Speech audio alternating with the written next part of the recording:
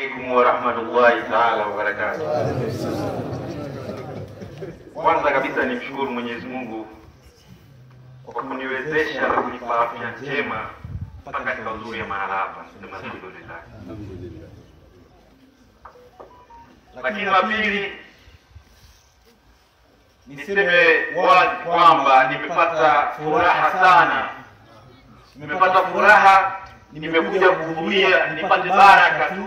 Japo maneno mawili matatu kutoka kwa Sharifu. Kwa sababu mkoa wetu uko salama.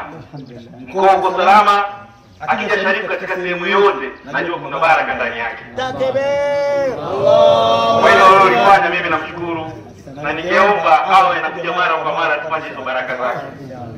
Lakini la pili ni ukaribu tu wa wananchi pamoja na raia wote hata wa wilaya Manyoni. Wananchi wa wilaya Manyoni ni wakarimu sana kama unavyoona. Lakini naamini haya wanayosema sio ya mangu mimi. Maana ni watulivu na wasikivu. Na wote nikisema ni wao wanafuata tu. Maana sio wanaogeuka kufuata sheria na taratibu. Lakini tunaelekea katika uchaguzi mkuu. Ni lazima tupate utaratibu. Tupate sheria na taratibu zinazohusiana na mambo ya uchaguzi. Sisi ni wananchi na sisi lazima tutii mamlaka kulingana na sheria zilizopo.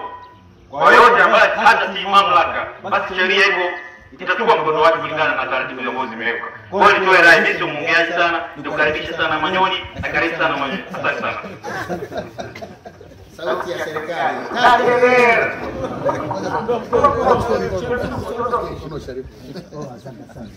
Naam, sauti ya msimamizi wa sheria. Huyu bwana mkuu polisi tunamjua sote ni wanaongea. Akageuka hapa akajua kama ni uko.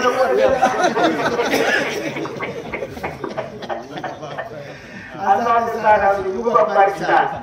Sasa wale wanataka dalili na ndio kwenda kule. Na wanasema watasubiria nini yale wanajua.